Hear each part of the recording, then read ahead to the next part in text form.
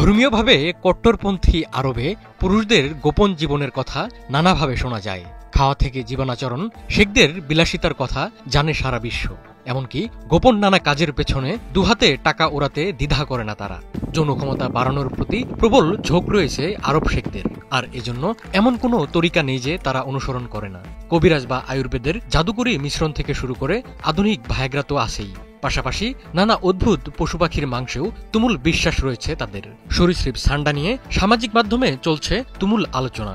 অনেক আগে থেকেই শারীরিক ক্ষমতা বাড়াতে হুবারা বাস্টার্ড পাখির মাংস খেয়ে থাকেন আরবের পুরুষরা। সম্প্রতি বাংলাদেশের সামাজিক যোগাযোগ মাধ্যম দখলে নিয়েছে আরব শেখদের নানা কর্মকাণ্ড নিয়ে বানানো মিম। তবে সান্ডা নিয়ে আলোচনার আগে থেকেই একটি পাখি আরব পুরুষদের ব্যাপক চাহিদার বস্তু। জনশক্তি বাড়াতে মরিয়া আরব শেখদের বড় বিশ্বাসের জায়গা। ওয়ালটন আবারও মিলিয়নিয়ার অফারে ওয়ালটন ফ্রিজ কিনে আপনিও হয়ে যেতে পারেন মিলিয়নিয়ার। হুবারা বাস্টার্ড পাখি টার্কির মতো দেখতে হুবারা বাস্টার্ড একটি পরিযায়ী পাখি। জনসমক্ষে আসতে মোটেই পছন্দ করে না এটি।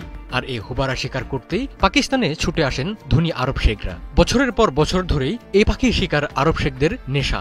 মূলত জনশক্তি বাড়াতেই এই পাখির এত কদর। সৌদি আরবের মরুভূমিতে কাজ করা কিছু প্রবাসী বাংলাদেশের ভিডিও থেকে সম্প্রতি আলোচনায় এসেছে সান্ডা, যারা কাজের অবসরে বিভিন্ন ধরনের ভিডিও বানিয়ে শেয়ার করেন সামাজিক যোগাযোগ মাধ্যমে। সেসব ভিডিওতে দেখা যায় প্রবাসীরা তাদের কফিল বা যার অধীনের কাজ করেন তার ছেলেদের জন্য মরুভূমিতে কাঁটাযুক্ত লিজার্ড বা সান্ডা শিকার করছেন। সংগ্রহের পর রান্না করে তা পরিবেশন করছেন। এসব ভিডিও থেকেই সান্ডা আর কফিল শব্দটি এখন বাংলাদেশে ভাইরাল। ব্রিটানিকার তথ্য অনুযায়ী সান্ডা স্পাইনি টেইলড লিজার্ড বা কাঁটাযুক্ত লেজওয়ালা টিকটিকি। এর বৈজ্ঞানিক নাম ইউরোমাস্টিক্স। এটি অ্যাগামিটি গোত্রের অন্তর্গত। এর 1 ডজনেরও বেশি প্রজাতি রয়েছে। সান্ডা কোনো নির্দিষ্ট প্রাণীর নাম নয়, মরু অঞ্চলে বাস করা এই গোত্রের বেশ কয়েকটি প্রজাতিকে বোঝাতে ব্যবহৃত হয়। আরবি ভাষায় একে বলা হয় দব। মরুভূমিতে বসবাসকারী এই গোত্রের লিজার্ডদেরকেই সাধারণভাবে সান্ডা বলা হয়। সান্ডার তেল বা মাংসের ঔষধি গুণ আছে বলে অনেকের ধারণা।